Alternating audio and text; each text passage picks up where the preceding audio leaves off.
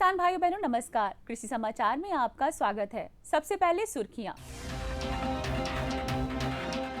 लखनऊ में उत्तर क्षेत्रीय कृषि सम्मेलन संपन्न।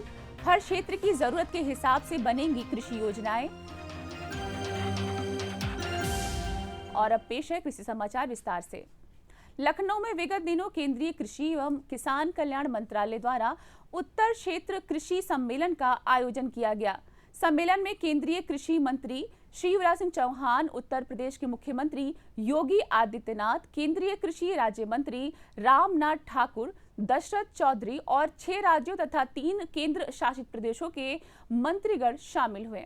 इस अवसर पर उत्तर प्रदेश के मुख्यमंत्री योगी आदित्यनाथ ने कहा कि भारत सरकार ने क्षेत्रीय स्तर पर कृषि सम्मेलन आयोजित कर एक व्यवहारिक और परिणाममुखी पहल की है। इसके लिए उन्होंने केंद्रीय मंत्री शिवराज सिंह चौहान को धन्यवाद दिया। मुख्यमंत्री ने कहा कि देश के अलग अलग हिस्सों में अलग अलग एग्रो क्लाइमेट जोन है, इसलिए कृषि से जुड़ी चुनौतियां, संभावनाएं और प्राथमिकताएं भी अलग हैं। ऐसे में जोनवार चर्चा कर विशेष योजना बनाना अधिक उपयोगी साबित होगा। केंद्रीय कृषि मंत्री शिवराज सिंह चौहान ने कहा कि कृषि की दृष्टि से उत्तर क्षेत्र अत्यंत महत्वपूर्ण है। इस क्षेत्र में पंजाब और हरियाणा जैसे हरित क्रांति के अग्रणी राज्य हैं। वहीं उत्तर प्रदेश खाद्यान्न उत्पादन में अग्रणी भूमिका निभा रहा है। उन्होंने ये भी रेखांकित किया कि हिमाचल प्रदेश, उत्तराखंड और जम्मू कश्मीर जैसे राज्यों की बागवानी, फल, फूल, सब्जी उत्पादन की अपनी विशेष पहचान है। इसीलिए उत्तर क्षेत्रीय कृषि सम्मेलन अनुभव के आदान प्रदान और सामूहिक रणनीति निर्माण का प्रभावी मंच है। केंद्रीय कृषि मंत्री ने कहा कि देश के सामने 3 बड़े लक्ष्य स्पष्ट हैं: खाद्य सुरक्षा, किसान की आय में वृद्धि और पोषण युक्त आहार की उपलब्धता। उन्होंने कहा कि इन लक्ष्यों को हासिल करने के लिए उत्पादन बढ़ाना, लागत घटाना, किसान को पसीने की कीमत दिलाना, फसल नुकसान की भरपाई सुनिश्चित करना और कृषि विविधीकरण को बढ़ावा देना जरूरी है। किसान भाई बहनों, तो ये थे आज के कृषि समाचार। आइए अब देखते हैं 24 अप्रैल को लखनऊ में हुई कृषि मंत्रालय द्वारा आयोजित नॉर्दर्न रीजनल कॉन्फ्रेंस पर विशेष कार्यक्रम।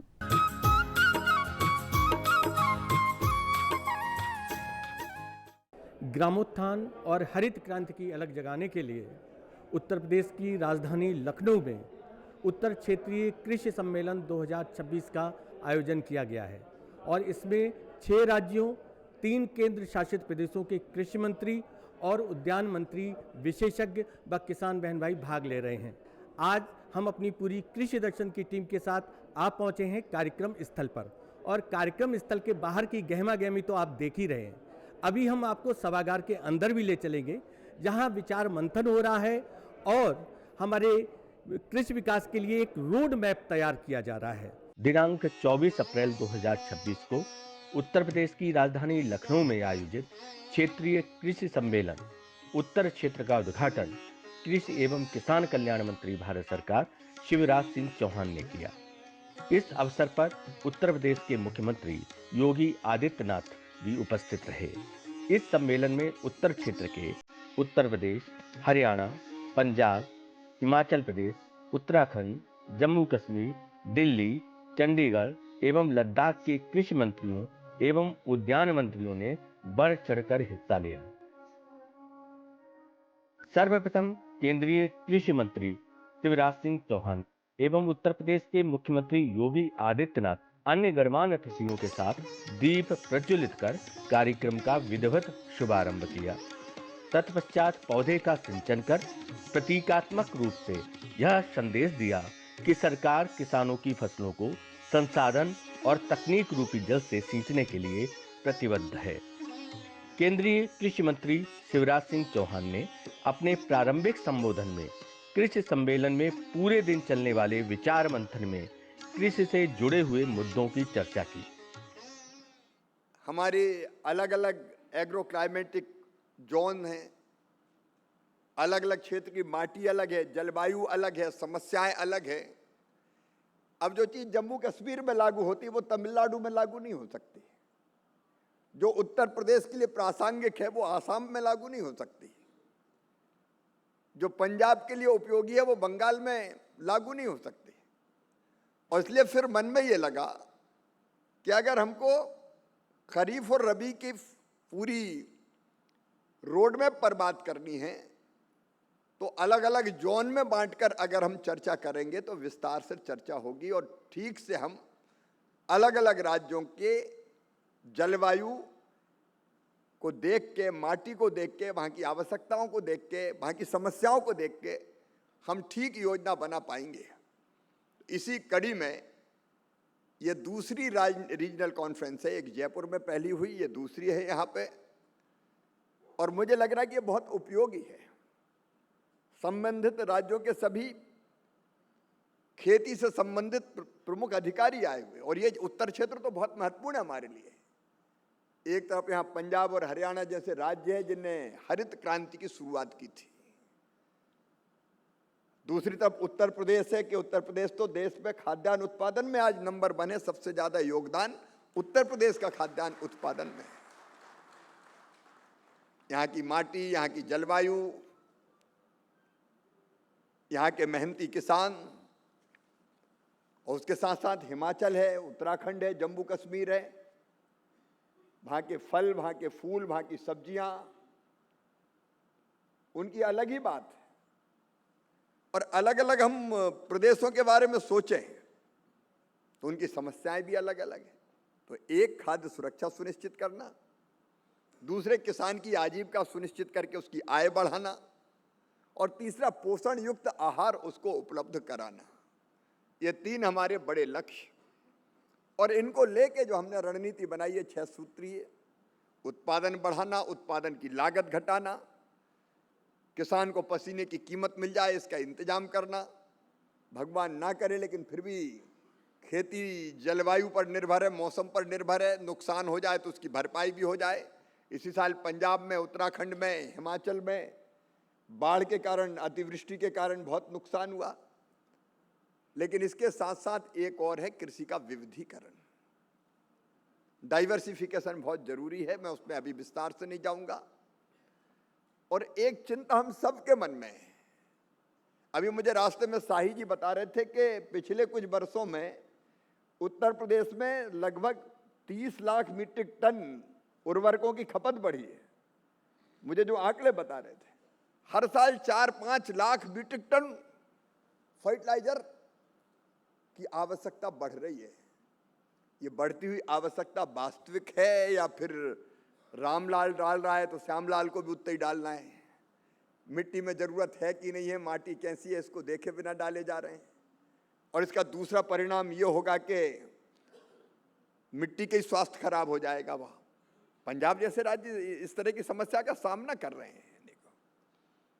तो हमको प्राकृतिक खेती, जैविक खेती, बाकी जो पद्धतियां क्या उनकी तरफ भी नहीं बढ़ना चाहिए। इन सब चीज़ों पर, डाइवर्सिफिकेशन का मतलब ये भी कि केवल गेहूं चावल नहीं, हमको फल भी चाहिए, सब्जियां भी चाहिए, औषधि खेती भी चाहिए, बाकी चीज़ों का इंतजाम भी करना है। तो इसलिए डाइवर्सिफिकेशन की तरफ भी हम बढ़ें, उस पर विचार करें। केंद्रीय कृषि मंत्री के उद्बोधन के बाद उत्तर प्रदेश के मुख्यमंत्री योगी आदित्यनाथ ने कृषि विकास एवं उत्तर प्रदेश की भूमिका के बारे में बताया। उन्होंने किसानों को उन्नत बीज का प्रयोग करने, प्राकृतिक खेती को अपनाने और मृदा का स्वास्थ्य बेहतर करने पर जोर दिया। तकनीक आज के दिन पे बहुत निर्णायक हो सकती है, और मैं तो आभारी हूं भारत सरकार का, आदरणीय प्रधानमंत्री जी का, कि उन्होंने उत्तर प्रदेश के अंदर कुछ इंटरनेशनल सेंटर अलग अलग प्रोडक्ट के उपलब्ध करवाए हैं। जैसे वाराणसी में इंटरनेशनल राइस इंस्टीट्यूट बना है, बेहतरीन परिणाम दे रहा है, उसने बेहतरीन रिजल्ट दिए हैं, कई नई वैरायटी दी है। यहाँ के अलग अलग हमारे जो क्लाइमेटिक जोन हैं उनमें कौन सी वैरायटी प्रभावी हो सकती है और कौन सी तकनीक अपनाई जानी है, तकनीक का क्या प्रभाव हो सकता है, समय पर बीज अगर गिर गया उत्पादन पर इसका क्या असर पड़ता है, और क्वालिटी सीड है तो क्वालिटी सीड उत्पादन को कैसे आगे बढ़ा सकता है।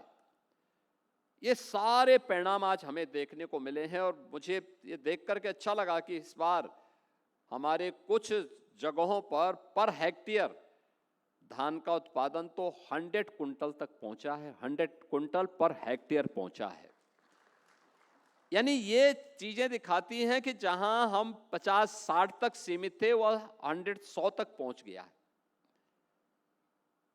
अल नीनो के नाते गेहूं की फसल पे असर पड़ा है, उद्यान में आम की फसल पे भी उसने प्रभावित किया है। लेकिन ये तो हमेशा रहेगा। लागत को कम करके उत्पादन को बढ़ाना, अच्छा सीड उस समय पे उपलब्ध करवाना, केमिकल फर्टिलाइजर एंड पेस्टिसाइड की खपत को कम करते हुए नेचुरल फार्मिंग को हम कैसे आगे बढ़ा सकते हैं, इस दिशा में प्रयास करना। और सबके अपने अनुभव हैं। मैं कानपुर देहात में, औरैया में, इटावा में, मैनपुरी में, हरदोई में, एटा में, इन सभी जनपदों में जब मैं गया, मैं औचक था सुनकर के लोगों के मुंह से, किसानों के मुंह से सुनकर के। वे किसान मुझे बोलते थे कि साहब हमारी 2 फसल, तो कोई बोलता था 1 फसल हम लोग लेते थे, लेकिन अब हम लोग 3-3 फसल ले रहे हैं। और जिस फसल को आप देखने के लिए आए हैं, यही महीना था, मई जून का महीना, उन्होंने कहा इस समय हमारी मक्का तैयार हो गई है, पर एकड़ 1 लाख रुपए का मुनाफा हम इसके माध्यम से कमा रहे हैं। ये उन क्षेत्रों में मैंने देखा है जो अतिरिक्त इनकम अन्नदाता किसान की थी। यह अन्नदाता किसान की अतिरिक्त इनकम,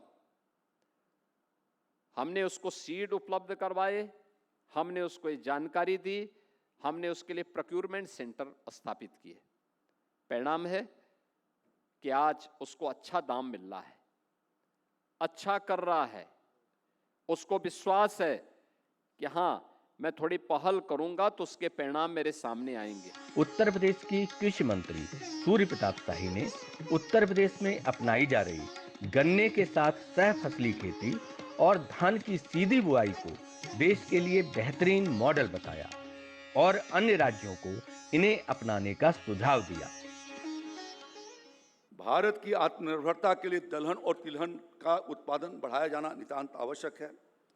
और हम लोगों ने ये कोशिश किया है पिछले सालों के भीतर कि दलहन की खेती को 22 लाख हेक्टेयर से बढ़ा करके 25-3 लाख हेक्टेयर तो हमने दलहन की खेती का विस्तार किया है, और तिलहन की खेती को 18 लाख हेक्टेयर के भीतर बढ़ाई है।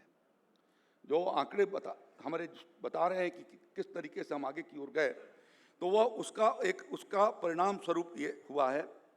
अभी गन्ने के भीतर पिछले 2 साल से हम लोगों ने प्रयास किया है कि निःशुल्क मिनी किट के माध्यम से जो विंटर सीजन और समर दोनों के गन्ना के बुआई के टाइम में हम इसको इंटरक्रॉपिंग कराएं, जिससे कि दलहन और तिलहन की खेती को हम आगे की ओर बढ़ा सकें। बड़े पैमाने पर यंत्रीकरण के काम हमने शुरू किए हैं। प्रधानमंत्री फसल बीमा योजना की चर्चा हुई। पिछले 9 सालों के भीतर 62,13,000 किसानों को 5,128 करोड़ रुपया हमने प्रधानमंत्री फसल बीमा योजना की तरफ से भेजा।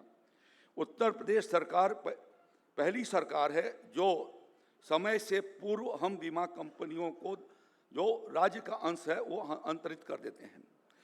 जो समीक्षा के दौरान जो तथ्य सामने मेरे उभर करके आए कि जो किसान केसीसी कराते हैं और उनका प्रीमियम भी काटा जाता है, उसमें से लगभग 30 से लेकर के 40% का डेटा बैंक जो है वो भी अपने पोर्टल पर, जो प्रधानमंत्री फसल बीमा का पोर्टल है, उस पर लोड नहीं करते और पैसा भी उसका ट्रांसफ़र नहीं करते। जो मैं कह रहा था उसके पीछे कारण यह था। मैं चाहूँगा कि इसके बारे में एक बार आप देखेंगे कि इसका समाधान कैसे किया जा सकता है। और जिस किसान का प्रीमियम काटा गया है, यदि वो ऑप्ट आउट नहीं दे रहा है तो मैंडेटरी है कि उसका हम बीमा करें। और इस समय जब अभी मौसम खराब होने की संभावना बढ़ती जा रही है, अल नीनो के प्रभाव से अगला खरीफ प्रभावित होने की आशंका है, उसके परिणाम अगले साल भी पड़ सकते हैं। तो ये आग्रह करना चाहता हूं मैं कि जो इस बारे में भारत सरकार इस बात को देखेगी कि इन कठिनाइयों का समाधान हो जाए। दूसरा, जो प्रधानमंत्री फसल बीमा योजना की एडवाइजरी जो कार्य योजना बनी थी, वो 2025-26 तक के लिए ही दिशा निर्देश जारी किए। उत्तर प्रदेश के उद्यान मंत्री दिनेश प्रताप सिंह जी ने बागवानी के क्षेत्र में उत्तर प्रदेश के उल्लेखनीय योगदान का जिक्र करते हुए अन्य राज्यों के प्रतिनिधियों के साथ मिलकर कृषि और बागवानी क्षेत्र में साझा रोड मैप तैयार करने की बात कही। मुझे गर्व है कि उत्तर प्रदेश में कुल कृषि योग्य भूमि के 9% हिस्से पर सिर्फ औद्यानिक फसलें होती हैं।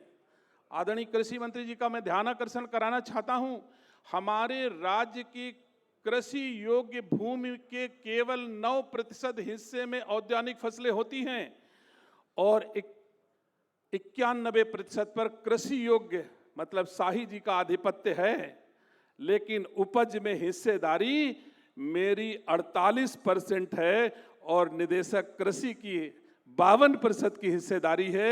ये औद्यानिक क्षेत्र में हम अपने किसानों को धन्यवाद देते हैं, अपने उद्यान विभाग के अधिकारियों को देते हैं कि 9% भूमि में अगर हम 45, 46, 48% उपज की हिस्सेदारी देते हैं तो हमारे लिए उद्यान मंत्री के रूप में गर्व का विषय है। इसके लिए मैं अपने राज्य के किसानों का हृदय से धन्यवाद देता हूं। पंजाब के उद्यान मंत्री मोहिंदर भगत ने कहा कि पंजाब के किसान धान गेहूं की खेती के साथ साथ ड्रैगन फ्रूट और लीची की खेती कर रहे हैं। पंजाब देश में सर्वाधिक लीची की आपूर्ति कर रहा है। पंजाब भी जो है एज ए हॉर्टिकल्चर इसमें शुरुआत है। We are not so big in horticulture as a state. हमारा केवल जितना एग्रीकल्चर हम करते हैं उसमें सिर्फ 6% जो है हम हॉर्टिकल्चर ज़मीन पे करते हैं। ये बात ज़रूर है कि जो हमारा जीडीपी है उसमें इकॉनमी में कृषि में वो 16% है। और मेरा मानना है कि किसी भी स्टेट में जितना ज़्यादा हॉर्टिकल्चर होगा उतना ही इकॉनमी में उसका हिस्सा होगा। अगर उसका जितना ज़्यादा हिस्सा होगा उतना ही जो किसान है वो खुशहाल होगा। जो हमारे प्रधानमंत्री जी की एक ड्रीम है कि किसान को जो है इनकम बढ़ना चाहिए, और मेरा मानना है कि जब तक हमारे देश का किसान खुशहाल नहीं होता, हाँ, उसके बगैर हमारा देश भी खुशहाल नहीं हो सकता। इसलिए किसान की इनकम को बढ़ाना देश की खुशहाली में एक मील पत्थर होगा। तो इसलिए हम सब लोगों को इसके ऊपर काम करना चाहिए। जम्मू एवं कश्मीर की कृषि मंत्री जावेद अहमद डार ने जहां एक और कृषि एवं बागवानी के क्षेत्र में केंद्र सरकार द्वारा किए जा रहे प्रयासों की सराहना की, वहीं दूसरी ओर जम्मू कश्मीर में बागवानी एवं कृषि से संबंधित मुद्दों को भी रखा। उत्तर क्षेत्रीय कृषि सम्मेलन में दलहन आत्मनिर्भरता मिशन को प्राथमिकता देते हुए दलहन उत्पादकता बढ़ाने के लिए किए जा रहे उपायों पर भी विचार विमर्श किया गया। बीज एजेंसियों, खरीद एजेंसियों व सिंचाई कंपनियों के साथ भी संवाद स्थापित किया गया। बीच बीच में केंद्रीय कृषि मंत्री शिवराज सिंह चौहान अधिकारियों से प्रश्न करते और किसानों की जिज्ञासाओं को शांत करते हुए नजर आए। तिलहन मिशन के माध्यम से खाद्य तेलों के उत्पादन में कैसे आत्मनिर्भर बना जाए, इस पर भी विचार विमर्श किया गया। जहां पंजाब सरकार द्वारा धान के स्थान पर विविधीकरण में अपनाई गई सर्वोत्तम पद्धति का प्रस्तुतिकरण हुआ, वहीं हिमाचल व उत्तराखंड सरकार द्वारा बागवानी के क्षेत्र में अपनाई जाने वाली आधुनिक तकनीक पर भी चर्चा की गई। कृषि सम्मेलन में उपस्थित किसान बहन भाइयों ने बाजार में नकली उर्वरकों व नकली कीटनाशकों की समस्या के बारे में भी केंद्रीय कृषि मंत्री को अवगत कराया तथा मंत्री जी की तरफ से शीघ्र इस संबंध में कानून बनाने का आश्वासन दिया गया। केंद्रीय कृषि मंत्रालय के अधिकारियों द्वारा प्रस्तुतिकरण में कुछ राज्यों द्वारा अधिकाधिक उर्वरकों का प्रयोग और मृदा की उर्वरा शक्ति कम होने की बात को भी रेखांकित किया गया।